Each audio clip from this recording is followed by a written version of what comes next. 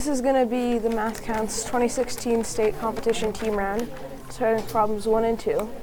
So for the first problem, the problem says, starting at the origin, a bug crawls 1 unit up and 2 units to the right, 3 units down, and 4 units to the left. So let's just put that down first. So if we have this coordinate plane, and the bug starts here, first it goes 1 unit up like that, and then it goes 2 units to the right, and then it goes 3 units down, which, because it went 1 unit up already, means overall it's gone 2 units down so far, and then 4 units to the left. So its new position is -2 and -2, because it goes over 2 to the right, but over to the left 4, so that's overall it goes to the left 2 more than it goes to the right, so that puts it at -2 on the x, and then it goes up 1 and down 3, so overall it goes down 2, which puts it at -2 on the y. So then it says the bug repeats the entire process from this new point and does this 2015 more times for a total of 2016 times. The coordinates of what are the coordinates of the bug's the coordinates of the bug's final location are a comma b. What is the value of a plus b?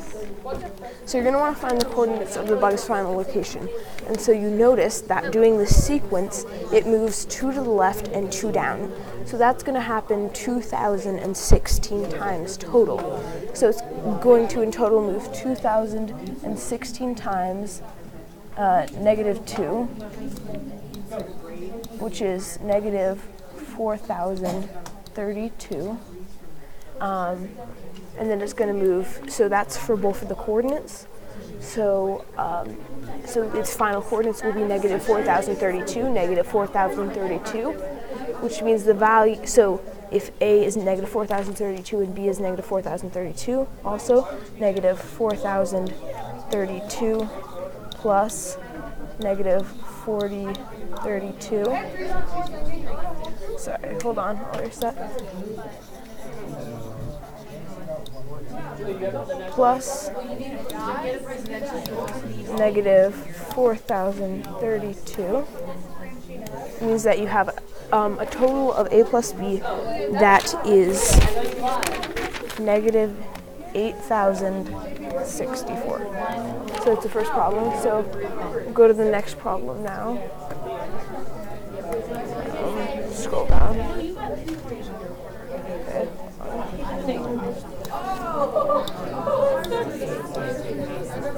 Erase this. Sorry about this.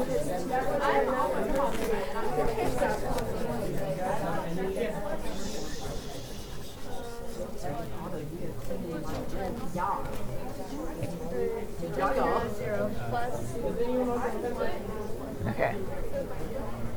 So this is question number 2. So it says a rectangular piece of cardboard measuring 6 inches, as it shows here, as it shows right here, by 8 inches, as it shows right here, is trimmed identically on all 4 corners as shown, so that each corner is trimmed with a quarter circle of the greatest possible area. So to have the greatest possible area, we would need to fill up this entire space, which means that this length right here would be 3, and this would also be 3. So I don't need to really like that, but as you can see, that length, or the radius of the circle, is 3 inches. So it says, what is the perimeter of the resulting figure? Express your area in terms of pi. So the area, or the surface, the perimeter of this figure is basically going to be the circumference of this circle right here. That is the combined circle made of all 4 quarter circles. So it's going to be the circumference of that circle plus this area right here, which is going to be 2, and we know that because if this is 3 and that's 3, then that's a total length of 6 out of 8, which means that this needs to be 2 to make it 8. So that's 2 and that's 2. Then you're going to have 4 plus the circumference of the circle. So if the radius of the circle is 3, and we find the circumference by doing pi times the diameter of the circle, then the diameter of the circle is 6 because the radius is 3, so 2 times 3 is 6. And it asks to express your answer in terms of pi, so it would be 4 plus 6 pi, or just 6 pi. Oh, sorry. 6 pi plus 4.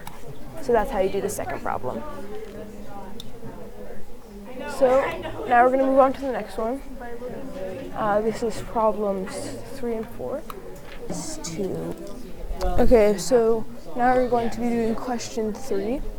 So this question asks, a fair coin is flipped 4 times, written as a percent. What is the probability of getting 2 heads and 2 tails in any order? It says to express your answer to the nearest tenth. So the easiest way to do this is going to be doing a counting tree. So you're going to start over here with your first one being a heads, and then you have heads and tails, and then you have heads, tails, and then you have heads and tails. And again over here, and then again over here, heads, tails, and heads, tails, and finally heads and tails. Okay, so then we're going to do this with the tails. And we're going to start off heads and tails, and then heads, tails, heads, tails, heads, tails, and then over here, heads, tails, and heads, tails, and then heads and tails. So this gives us a total of 16 possibilities, as you can see. So each row of this counting tree is one flip of the coin. So you either get heads or tails. On the next one, you either get heads or tails, etc., etc. So there's a total of 16 possibilities, as you can count all the ending numbers here at the bottom. So 1, 2, 3, 4, 5, 6, 7, 8, 9, 10, 11, 12, 13, 14, 15, 16. 16 possibilities. So then you're going to look for everything that has 2 of each in it. So 1 goes down here and then there, so that's 1. And then another one goes here, like that. That's another one. And then another one is here, and then here, and here. So that's another one. So that's 3 on this side. And then on this side, you go down and look for other sets of 2. So 1 is here, 1 is here, and then 1 is here. So if you count them up, that's 1, 2, 3, 4, 5, 6 total, or 6 possibilities where we have our outcome of 2 heads and 2 tails over 16 total possibilities. And so 6 divided by 16 equals 37.5%. So that's the answer to that one. So the next problems, 5 and 6.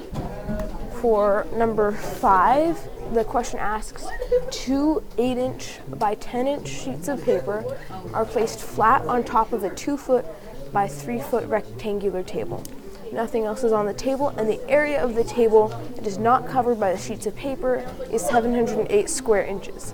In square inches, what is the area of overlap between the 2 sheets of paper? So first you're going to want to find the total area of the table in square inches. So if one side of the table is 2 feet and the other side is 3 feet, then you're going to want to find that in square inches. So we bring the calculator up here and we clear it.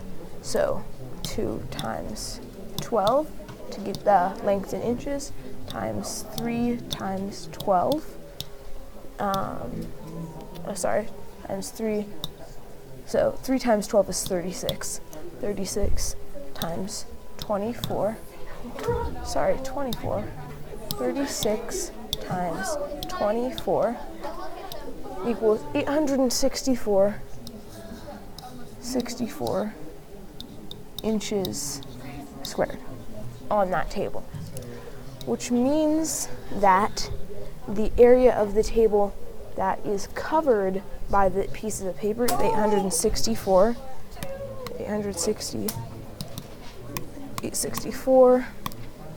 minus the 708, which we got, which is 156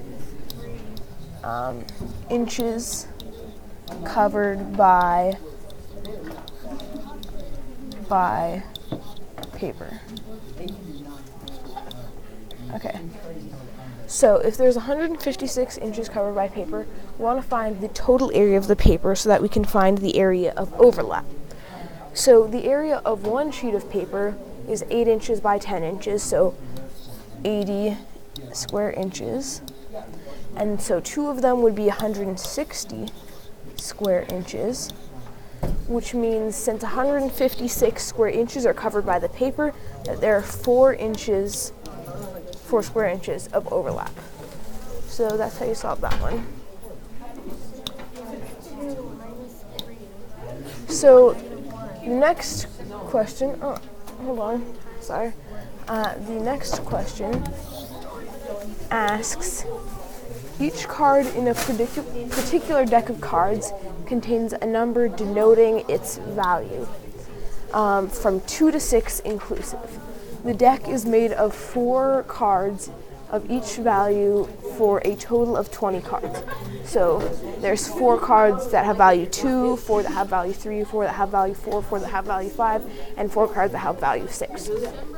So if 2 of these cards are chosen at random without replacement, what is the probability that the sum of their values is less than 10? So express your answer as a common fraction. So the first thing you're going to want to do is find the total number of outcomes. So you're drawing 2 cards out of a deck with 20 cards with no replacement.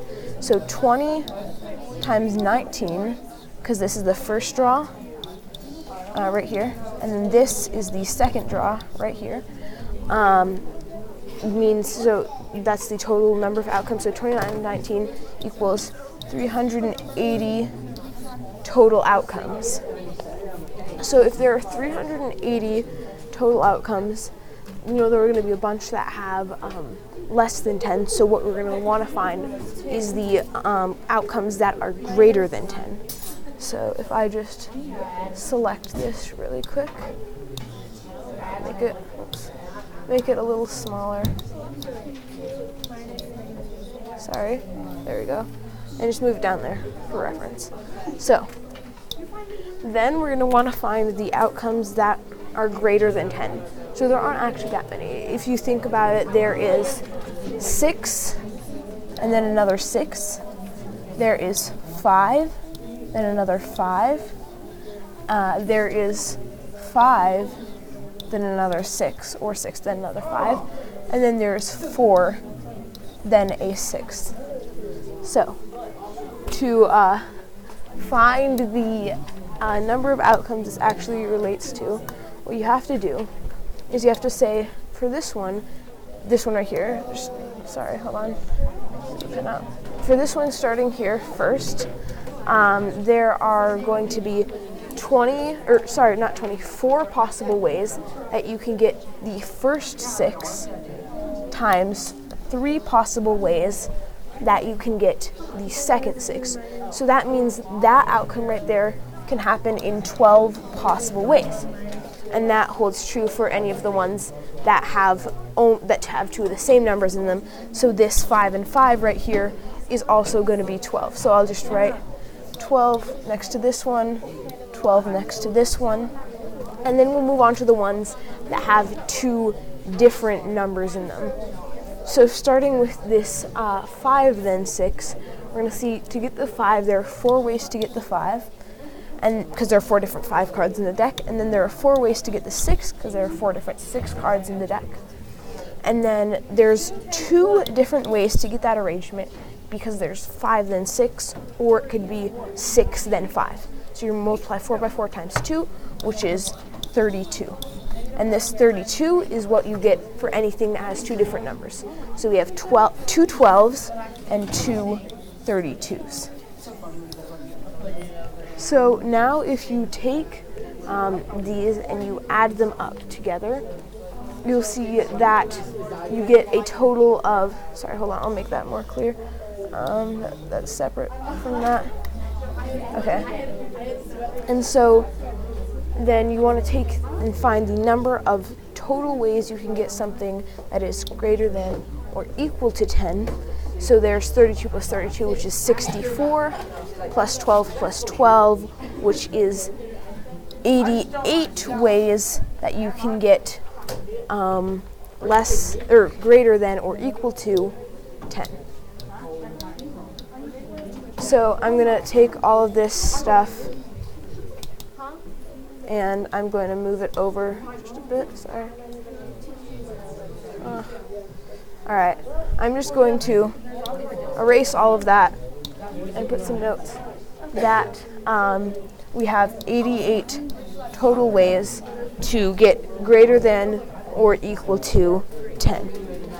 So then you're going to want to find the number of ways that it'll be less than 10, which is, as we said earlier, 380 is the total number of outcomes. Subtracting the outcomes that are greater than or equal to 10 gives us that there are 292 outcomes that have less than 10 as the sum of the 2 cards.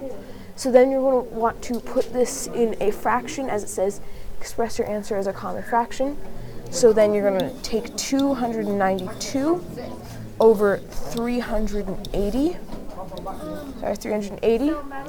and then eventually you will be able to simplify that fraction down to 73 over 95. So let's just write that down. So that simplifies to 73 over 95. And 73 is a prime number, so you can't simplify that any farther. So now we know that the answer to this one is 73 over 95.